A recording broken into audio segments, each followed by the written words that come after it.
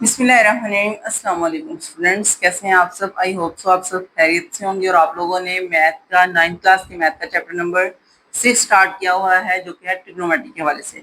अब यहाँ पे जो है ना, वो आप लोग एक्सरसाइज 6.4 पे पहुंच चुके हैं। 6.3 तक आप लोगों को मैंने करवा दिया था ऑलरेडी, आपको समझ आ गया होगा। 6.4 एक्सरसाइज जो है ये भी इसी तरह ही है जैसे आपने 6.3 की थी, लेकिन इसमें कुछ न्यू फार्मूलाज हैं जो आपको समझने चाहिए। जैसे ट्रिग्नोमेट्रिक रेशियोज में आप अगर 45 की वैल्यू रखते हैं, जैसे आपने साइन थीटा, कॉस थीटा और टैन थीटा पढ़े थे ना, अब उनमें हमने जो है ना वो वैल्यूज पुट करके बारी बारी चेक करना है कि हम अगर वैल्यूज चेंज करते हैं तो क्या हमारा आंसर आएगा। ठीक है, पहले तो आप सिंपली, मैं आपको लिख के दिखाती हूँ, पहले आप सिंपली हल कर लेते थे।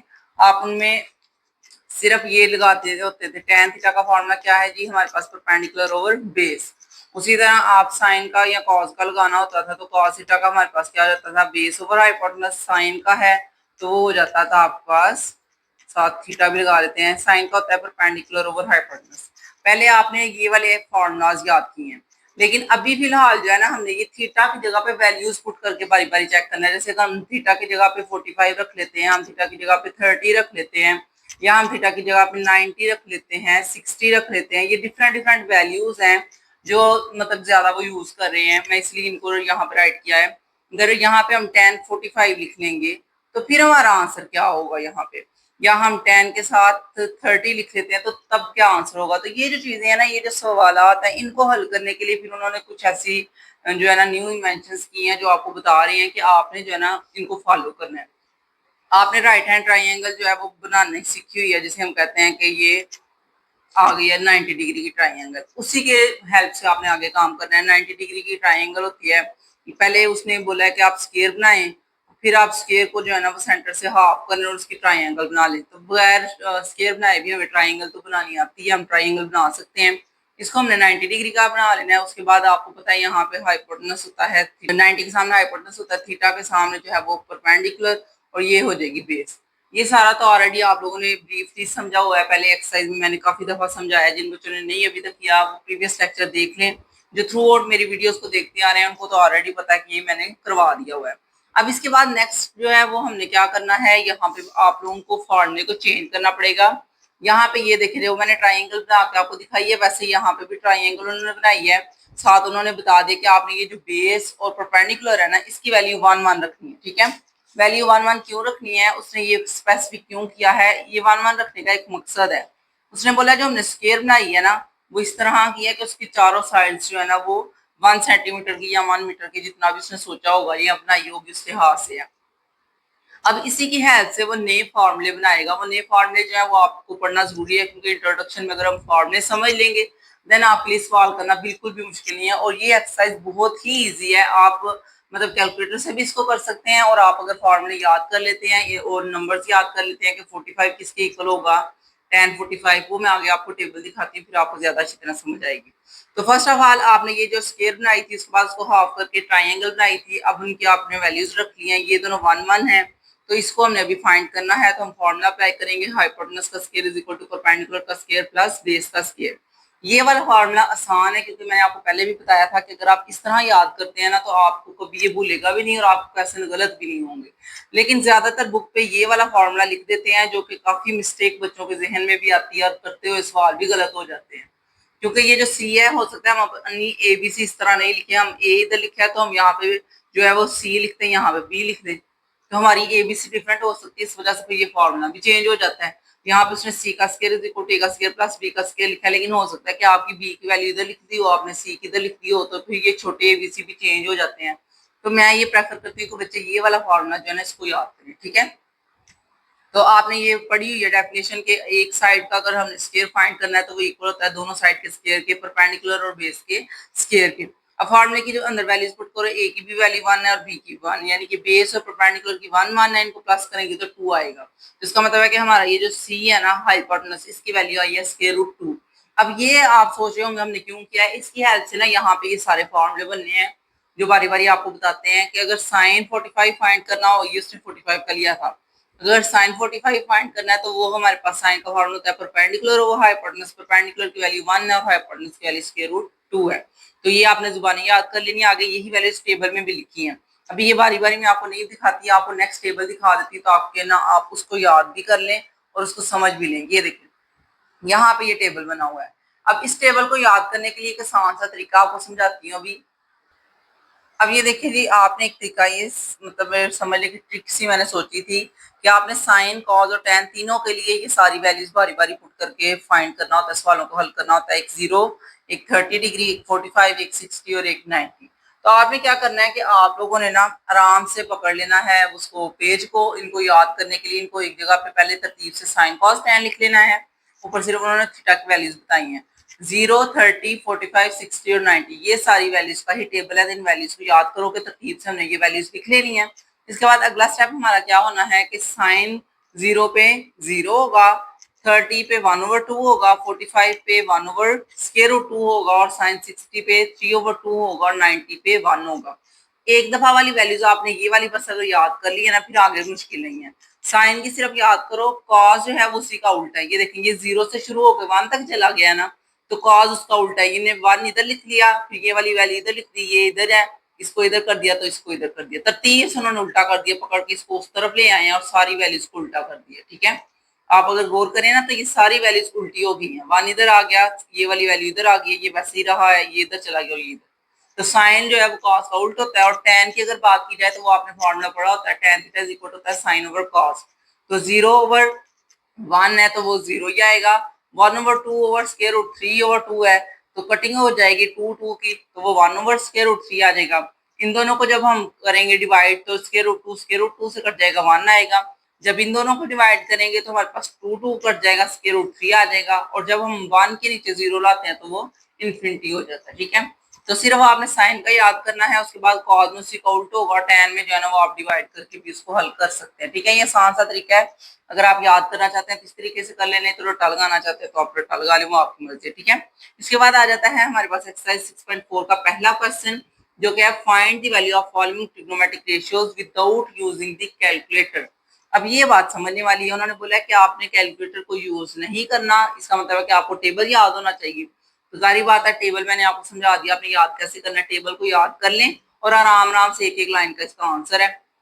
साइन 30 है तो आपने वो टेबल याद किया होना, या टेबल को लिख लेना रफ पेज में कहीं पे। तो साइन 30 है तो उसका आंसर देखें भाई, साइन और 30 का आंसर 1/2 बनता है, तो ये इसका आंसर हो जाएगा। कॉस 30 है तो कॉस और 30 को देखें तो 30 की लाइन में ये है इसके √3/2। मैंने अभी आपको बुक से देख के करवा दिया, इसी तरह अब मैं आपको पेज पे भी इसको बारी बारी सारे क्वेश्चन को हल करवा देती हूँ। अब यहाँ पे एक मसला आता है कि कहाँ 5 मसला क्या होता है कि पाई/3 लिखा आता है अक्सर।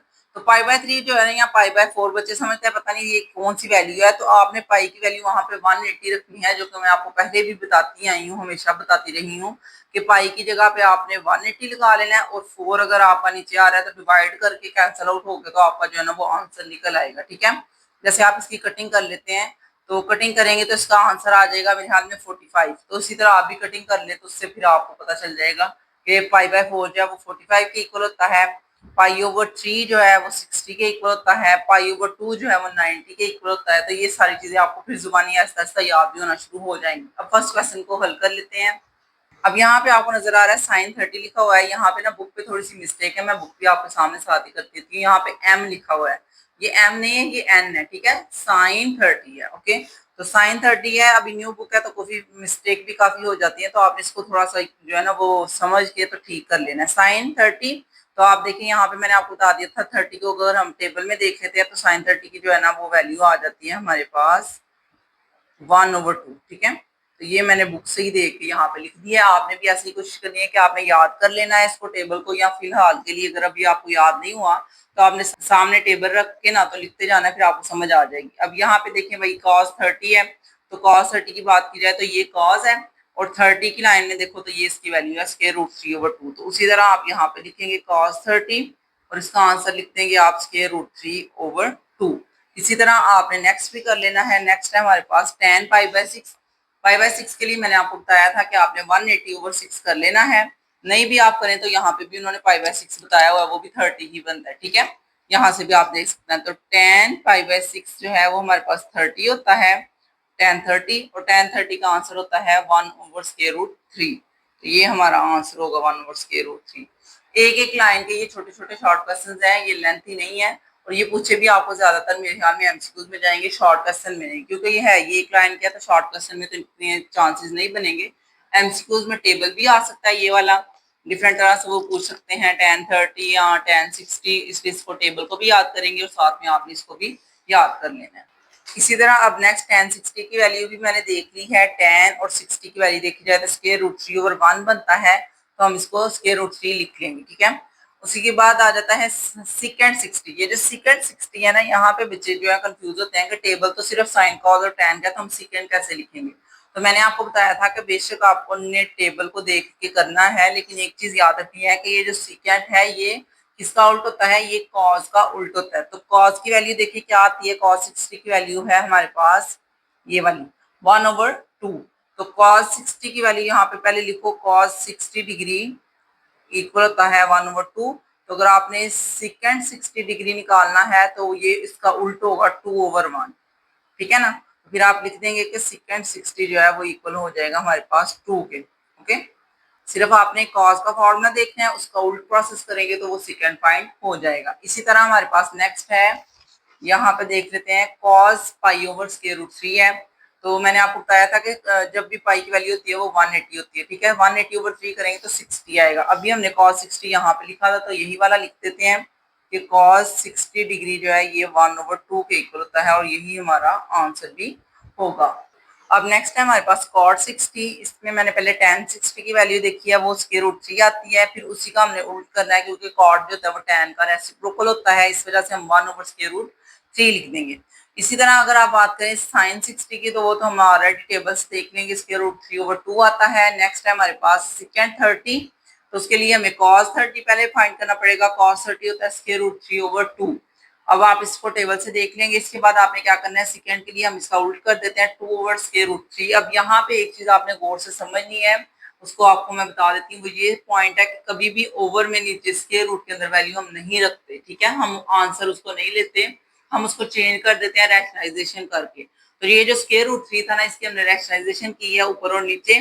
देन ऊपर हमारे पास 2/√3 आ गया और नीचे ये दोनों स्क्वायर रूट में थे, तो इस वजह से ये कैंसिल आउट हो गया। स्केयर के साथ तो सिर्फ 3 आ जाएगा, ये हो जाएगा आपका आंसर। आई होप सो आपको वीडियो की समझ आ रही हो। वीडियो को लाइक कर दिया करें और चैनल को सब्सक्राइब किया करें, ताकि नेक्स्ट वीडियोस भी आप तक पहुंचती रहें। अब हम नेक्स्ट वाला इसका पार्ट कर लेते हैं, 2-3 पार्ट रह गए हैं इंशाल्लाह। फिर हमने नेक्स्ट क्वेश्चन नंबर 2 स्टार्ट करना है। इसी तरह नेक्स्ट हमारा क्वेश्चन है क्वेश्चन नंबर 10 वाला, कोसिकेंड 30। तो उसके लिए पहले हमने साइन 30 फाइंड किया था, कैलकुलेटर करके कर ले, या आप टेबल से देख लेंगे 1/2 आएगा। फिर है कोसिकेंड 30, वो हमारे पास आ जाएगा 2/1, और 1 नीचे वाला हम नहीं राइट करते, इसलिए ये सिर्फ 2 आएगा। साइन 45 को टेबल से देखें तो ये 1/√2 होता है। या आप लर्न कर ले इसको अच्छी तरह, जुबानी लिख के प्रैक्टिस कर लेंगे तो आपको लर्न भी हो जाएगा। उसके बाद cos 45 है, तो वो 1/√2 होता है। और ये बात मैंने अभी आपको पहले भी बताई है क्वेश्चन के अंदर, जिसमें स्क्वायर रूट 3 नीचे आ गया था, तो आपने ओवर में कभी भी स्क्वायर रूट वाली वैल्यू को नहीं लेना होता। तो इसको हम खत्म करने के लिए रैशनलाइजेशन करते हैं। हमने ऊपर और नीचे स्क्वायर रूट की वैल्यू को मल्टीप्लाई किया है। अब हम क्या करेंगे, ऊपर वाला जो है वो स्क्वायर रूट 2 ही रहेगा, और नीचे वाला जो है वो स्क्वेयरिंग में आ जाएगा, क्योंकि 2 दफा है तो स्क्वेयर कैंसिल आउट हो जाएगा। तो स्क्वायर रूट 2/2 इसका आंसर हो जाएगा। अब हमने करना है इंशाल्लाह नेक्स्ट वाला क्वेश्चन, क्वेश्चन नंबर 2। ये क्वेश्चन नंबर 2, जिसमें आप लोगों ने क्या करना है, आपने एवेल्युएट करना है, इन वैल्यूज को हल करना है। इसके लिए आप टेबल लर्न कर लिया होगा तो बहुत अच्छी बात है, नहीं तो आप कैलकुलेट भी कर लेंगे। कैलकुलेटर में आपने लिखना है साइन 60। जिनका साइंस ही कैलकुलेटर है ना, जो न्यू वाला है जिसमें ओवर में आंसर आता है, उनका ऑलरेडी आपको पता चल जाएगा। साइन 60 का आंसर जो है ना वो सही बता देंगे। लेकिन जिनका पॉइंट्स में आ रहा है ना, उनको भी टेबल अच्छी तरह याद करना चाहिए, क्योंकि उनका कैलकुलेटर जो है ना वो पुराना वाला है। उनको न्यू साइंस कैलकुलेटर लेना चाहिए जिसमें ओवर में भी आंसर आता हो, ठीक है। तो फिर आप जो है ना वो इसमें आप कैलकुलेट कर सकते हैं साइन 45 वगैरह, और फिर आपको जो है ना वो टेबल लर्न करने की जरूरत नहीं पड़ेगी, आप कैलकुलेटर से ही कर लेंगे। अच्छा, इन क्वेश्चंस को करने के लिए आपको ट्रिग्नोमेट्रिक रेशियोज वाला जो टेबल मैंने पढ़ाया है वो अपने माइंड में रखना है। देन आप इनको हल करना है, बारी बारी करते हैं। 2 साइन 60, तो साइन 60 की वैल्यू आपने टेबल में याद कर ली होगी अभी तक, बहुत अच्छी बात है। नहीं की तो इसको एक दो दफा प्रैक्टिस करके कर ले याद, ठीक है। तो साइन 60 और कॉस 60 की वैल्यू है स्क्वायर रूट 3/2 और 1/2। तो ये देखिए मैंने वैल्यूज लिखती हैं, स्क्वायर रूट 3/2 एंड 1/2 है। अब आपने क्या करना है, मल्टीप्लाई करना है। 2 × 2 4 हो जाएगा, और ये 2 स्क्वायर रूट 3 ऊपर आ जाएगा, ठीक है। इसके बाद आपने कटिंग करनी है। कटिंग का आपको ऑलरेडी पता है, 2 1 टाइम्स 2 एंड 2 2 टाइम्स 4 हो जाएगा। तो स्क्वायर रूट 3/2 ये आपका जो है ना वो आंसर आ गया पहले क्वेश्चन का। उसी तरह अब आपने क्वेश्चन नंबर 2 करना है और क्वेश्चन नंबर 2 में भी आपने cos π/3 मतलब कि cos 60 और sin π/3 यानी कि sin 60 इन दोनों की वैल्यूज आपने यहाँ पे पुट डाउन कर देनी है। ये दोनों क्वेश्चन एक जैसे ही हैं, जो आपने पहला और दूसरा किया ना एक जैसे ही हैं, सिर्फ इतना फर्क है कि इसमें cos को इस तरफ लिख दिया, sin को इस तरफ लिख दिया। पहले वाले क्वेश्चन में sin इधर था और cos इधर था, ठीक है। तो ये दोनों क्वेश्चन भी सेम है, इनका आंसर भी सेम ही आना है, ठीक है। तो बारी बारी यूज कर लेते हैं। 2 और cos 45/3 जो है वो 60 होता है, इसकी वैल्यू होगी √3/2 और साइन जो है वो हमारे पास होता है 1/2। तो इन दोनों की वैल्यूज मैंने पुट कर दी। अब आपने इजीली बस इनको क्या करना है, मल्टीप्लाई कर लेना है। 2√3 और नीचे 2 × 2 क्या होता है 4। अब इनकी कटिंग करेंगे, 2 1 टाइम्स 2 2 2 टाइम्स 4, तो आपका आंसर आएगा √3/2। सेम वही आंसर है जो आपको ऊपर वाले क्वेश्चन का आया था, दोनों का मैच कर दिया क्योंकि वैल्यूज भी सेम थी। सिर्फ उन्होंने ये चेंज किया कि उन्होंने π/3 लिख दिया 60 की जगह पे। तो π/3 जो है वो आप कन्वर्ट कर सकते हैं, पाई की वैल्यू 180 लगाएं और इसकी वैल्यू 3 लगाएं, सो कैलकुलेट करेंगे तो आपका आंसर 60 आएगा। अब ये देखिए, तो नेक्स्ट हमारा क्वेश्चन नंबर 3 है जिसमें आपको 2 sin 45 और 2 cos 45 का वैल्यूज पुट करनी है। अब sin 45 ये इक्वल होता है 1/√2 और cos 45 भी सेम 1/√2 के ही इक्वल होता है, ये दोनों की वैल्यू सेम है। अब इसको देख सकते हैं आप लोग, मैंने वैल्यूज पुट कर दी हैं। यहाँ पे साइन की भी 1/√2, कॉस की भी 1/√2। अब ये जो 2 है ये ऊपर 1 से मल्टीप्लाई होकर 2/√2 आ जाएगा, ये भी ऊपर मल्टीप्लाई होकर 2/√2 आ जाएगा। अब इन दोनों का आपने एलसीएम लिया, एक दफा लिख लिया, 2 + 2 हो गया, तो ये आ गया 4√2।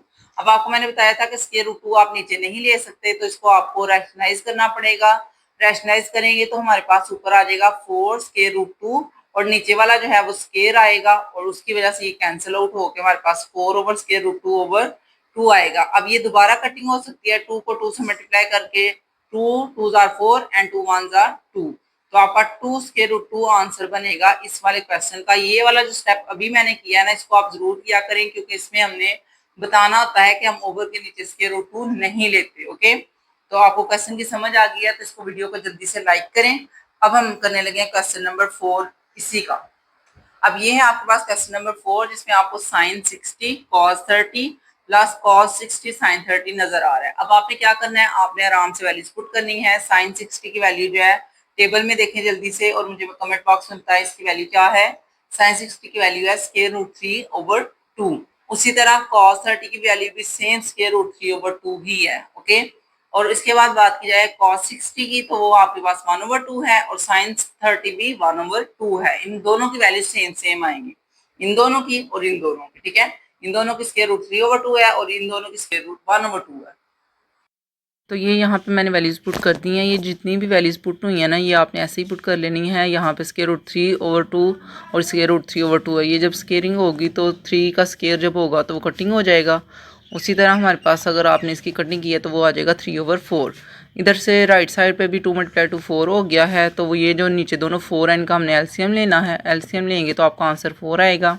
देन ऊपर वाले प्लस हो जाएंगे 3 + 1, तो क्या आ जाएगा 4/4 जो कि कटिंग होगा। कटिंग करके तो आंसर आ जाएगा 1। इसी तरह नेक्स्ट हमारा क्वेश्चन नंबर 5 है। इसमें भी मैंने वैल्यूज़ को पुट कर दिया है। cos 60 की वैल्यू 1/2 है, cos 30 की वैल्यू है तो उसके √3/2, फिर से sin 60 की है और sin 30 की, ये वैल्यूज़ में हमने पुट कर ली हैं। अब नेक्स्ट आपने मल्टीप्लाई करना है। मल्टीप्लाई वैसे ही होना है जैसे आपने प्रीवियस क्वेश्चन किया है। √3 1 से मल्टीप्लाई होगा, 2 × 2 हो जाएगा जो कि 4 आएगा। उसी तरह राइट साइड पे भी 2 × 2 करके हम यहाँ पे लिख लेंगे। दोनों को जल्दी से हम मल्टीप्लाई करते हैं। ऊपर तो √3 आएगा, नीचे आ जाएगा 2 × 2 4। अब ये मैंने लिख दिया है यहाँ पे। अब माइनस लगाएंगे, √3/4 फिर से दोनों तरफ आ जाएगा। एक आपको पता है प्लस में है और एक माइनस में है। जब दोनों साइन अपोजिट हैं, एक पॉजिटिव है और एक नेगेटिव है, तो वो 0 आंसर आ जाएगा। ठीक है, ये पॉजिटिव में है और ये नेगेटिव अमाउंट है। इसी तरह अब हम नेक्स्ट देख लेते हैं। हमारा क्वेश्चन नंबर 6 है नेक्स्ट। उसमें भी sin 60 cos 30 cos 60 sin 30 है, जो कि अभी मैं ऊपर करके आपको दिखा देती हूँ। ये देखें, अब इसमें भी आपने सेम वैसे ही वैल्यूज़ को पुट करना है। सारी बारी बारी वैल्यूज़ पुट होनी है और वैल्यूज़ पुट होने के बाद फिर आपको समझ आ जाएगी। ये देखें, मैंने वैल्यूज़ पुट कर दी हैं। अब आपको ये नज़र आ रहा है तकरीबन सारी वैल्यूज़ पुट हो गई हैं। सॉल्व भी हमने कर लिया है। सेम एज इज 2 × 2 होगा तो वो 4 हो जाएगा। ऊपर वाला √3 से मल्टीप्लाई होगा तो वो कटिंग हो जाएगी और 3 आ जाएगा। उसी तरह ये भी 2 × 2 हुआ है तो 4 आ जाएगा। अब हमने इनका एलसीएम लेना है। एलसीएम लेने के लिए 4 नीचे आएगा। एलसीएम लेंगे तो ऊपर आ जाएगा 3 - 1। इसके बाद आपने 2 में से माइनस की लिया ना, तो 2 से कटिंग की है। इसकी कटिंग करने के बाद आपका आंसर आ जाएगा 1/2। इसी तरह अब ये नेक्स्ट है हमारे पास क्वेश्चन नंबर 7 है। इसमें भी आपको cos 60, cos 30 और sin 60, sin 30 की वैल्यूज़ पुट करनी है। ये वैल्यूज़ पुट हो गई हैं, आपके सामने नज़र आ रही हैं। मल्टीप्लाई करेंगे, 2 × 2 है तो वो 4 हो जाएगा। √3 1 से मल्टीप्लाई होगा √3। उसी तरह राइट साइड पे भी देखो तो 2 × 2 4, √3 मल्टीप्लाई होगा तो वो वैसे ही आएगा। अब आपने एलसीएम लेना है, 4 और 4 सेम है, एलसीएम लेंगे तो वो 4 ही आएगा। फिर √3 ऊपर वाला भी दोनों प्लस हो जाएंगे। तो ये हमने कटिंग की है 2 1 टाइम्स 2 एंड 2 2 टाइम्स 4, तो √3/2 आपका ये आंसर आ चुका है। उसी तरह हमने नेक्स्ट क्वेश्चन नंबर 7 को भी सॉल्व करना है। जल्दी से इसकी वैल्यूज को पुट कर लेते हैं। अब इसी तरह नेक्स्ट जो आपने क्वेश्चन करना है उसमें भी ऐसी है। tan π/6 था, π/6 जो है वो हमारे पास होता है tan 30 डिग्री। ठीक है, tan 30 का आंसर आपका 1/√3 आएगा। कॉट जो है वो tan का ही उल्ट होता है और π/6 ही उन्होंने दिया है, तो √3/1 हो जाएगा। इसी वैल्यू का उल्ट हो जाएगा। +1 साथ उन्होंने क्वेश्चन में दिया था। अब ये दोनों ऊपर मल्टीप्लाई होंगे तो √3 ऊपर आ जाएगा और नीचे भी √3 मल्टीप्लाई होकर आएगा। अब ये दोनों अगर कटिंग करें तो हमारे पास आंसर आएगा 1, और 1 + 1 करें तो आपका आंसर बनता है 2। इसी तरह अब आपका नेक्स्ट क्वेश्चन नंबर 3 है। वो भी बहुत ही छोटे छोटे क्वेश्चन हैं और आसान है। ये वाली पूरी एक्सरसाइज ही माशाल्लाह काफी आसान थी, आपको समझ भी अच्छी तरह आई होगी। अब हम लास्ट वाला अपना क्वेश्चन को कर लेते हैं। ये आपका लास्ट वाला क्वेश्चन नंबर 3 है, जिसमें आप लोगों ने जो है ना वो वैल्यूज को फाइंड करना है। साथ उन्होंने बोला भी हुआ है कि ये जो π/4 है ना, साइन और cos π/4, इनकी वैल्यू ये है। उन्होंने खुद बता दी। अगर वो नहीं भी बताते तो हम ऊपर से टेबल से देख सकते थे, या हमने जुबानी भी याद कर ही लेनी थी। अब उन्होंने बता दिया तो ज्यादा अच्छी बात है कि हमने जहाँ जहाँ पे भी ये 45 है ना, ये π/4 के इक्वल होता है और वो आंसर होगा 1/2। ओवरऑल सब में 1/2 आपने पुट करके तो इसको हल करना है। आसान सा क्वेश्चन है और कुछ भी इसने नहीं आपने करना। ठीक है, तो ये आपके पास क्वेश्चन नंबर 3 का पहला वाला पार्ट, जिसमें आप लोगों ने आराम से वैल्यू 1/2 पुट कर देनी है। ठीक है, 1/√2। और यहाँ पे भी हमने उसी तरह 1/√2 पुट कर देना है। अब आपको नजर आ रहा है कि ये दोनों जो है ना सेम सेम ही है। ऊपर 2 आ जाएगा, नीचे √2। ये भी ऊपर 2 आ जाएगा, नीचे √2। और एक जैसे वैल्यूज है, प्लस माइनस में ये माइनस होंगी तो आंसर आपका आ जाएगा 0। ये पहला क्वेश्चन था जिसका आंसर 0 है। अब उसी तरह हम सेकंड वाला क्वेश्चन करेंगे, जिसमें 45 की वैल्यू √2 आनी है 1/, उसी तरह साइन 45 की भी वैल्यू इसने खुद बताई हुई है 1/√2। अब आप लोगों ने जब इनको मल्टीप्लाई करना है तो 3 √2 आ जाएगा यहाँ पे नीचे। उसी तरह यहाँ पे भी 4 √2 आएगा। अब आपने एलसीएम लेना है तो √2 का आप एलसीएम ले लेंगे एंड देन आपने ऊपर लिख लेना है 3 + 4, तो ये आ जाएगा 7। ठीक है ना, तो आपने ऊपर 7 लिख लेना है, नीचे √2 लिख लेना है। इसके बाद आपको पता है हम नीचे √2 में वैल्यू नहीं लेते, तो आपने क्या करना है, इसको ऊपर और नीचे √2 से मल्टीप्लाई करना है। अब इसका अगला स्टेप हो जाएगा 7 और √2 ऊपर आ जाएगा। ये दोनों स्केयरिंग होनी है, तो आपको पता है कैंसिल आउट होके नीचे सिर्फ 2 रह जाना है। 7 √2/2, ये आपका हो जाएगा आंसर। अब ये आपके पास लास्ट वाला क्वेश्चन नंबर 3 है, जिसमें आप लोगों ने वैल्यूज को पुट किया है cos 45 और sin 45 की 1/√2 1/√2। इसके बाद आप लोगों ने 5 को ऊपर 1 से मल्टीप्लाई किया तो 5/√2 आ गया। 3 को ऊपर मल्टीप्लाई किया तो 3/√2 आ गया। नेक्स्ट स्टेप क्या होगा कि आपने इन दोनों का एलसीएम लिया तो √2 इधर आ जाएगा, 5 - 3 आ जाएगा। अब 5 में से 3 को माइनस करेंगे तो 2/√2 आएगा। नेक्स्ट स्टेप क्या होगा कि आपने इसकी रैशनलाइजेशन करनी है, क्योंकि हम ओवर में √2 नहीं लेते। ठीक है, ये आपका आंसर नहीं हो सकता। रैशनलाइजेशन करेंगे, एट द एंड आपका आंसर आएगा 2 √2/2। ये दोनों कैंसिल आउट होंगे तो √2 आपका हो जाएगा आंसर। और ये जो है ना वो आपकी एक्सरसाइज हो चुकी है कंप्लीट। इंशाल्लाह नेक्स्ट एक्सरसाइज में आपको 6.5 करवाई जानी है। और ये जो एक्सरसाइज है ना, इसमें भी आपके सवालात ऐसे हैं कुछ जो बहुत जरूरी हैं। सबसे पहले हम थोड़ा सा इसको पढ़ेंगे इंट्रोडक्शन को, एंड देन आपने ये सवालात करने हैं। और ये भी इम्पोर्टेंट है, ये जो है पेपर में अक्सर आ जाते होते हैं ट्राइंगल्स वगैरह बना के, तो वो कहते हैं कि जो रिमेनिंग एंगल्स हैं या साइड्स हैं वो आप फाइंड करें। तो इंशाल्लाह नेक्स्ट वीडियो में आपको ये करवाए जाएंगे ताकि आपको अच्छी तरह समझ आए। थ्रू जो है वो पूरी 9th क्लास की मैथ की वीडियोस भी आपकी अपलोड हो रही हैं, साथ साथ फिजिक्स की भी हो रही हैं। जिन बच्चों ने अभी तक सब्सक्राइब नहीं किया वो सब्सक्राइब कर लें। काफ़ी बच्चे ऐसे हैं जो वीडियोस को देखते हैं, समझते हैं, लेकिन एट द एंड सब्सक्राइब नहीं करते। तो बेटा आप सब्सक्राइब भी क्या करें ताकि नेक्स्ट वीडियोस भी आपको मिलती रहें। और इसके अलावा कुछ ऐसी वीडियोस होती हैं जो मैं स्पेसिफिक कर देती हूँ कि सिर्फ वो सब्सक्राइबर देख सकते हैं, इसके अलावा नहीं। तो फिर वो वीडियोस आप तक नहीं पहुंच पाती। ठीक है, तो कोशिश करें कि आप सब्सक्राइब करें ताकि तमाम वीडियोस आप तक पहुंचती रहें। अल्लाह हाफिज।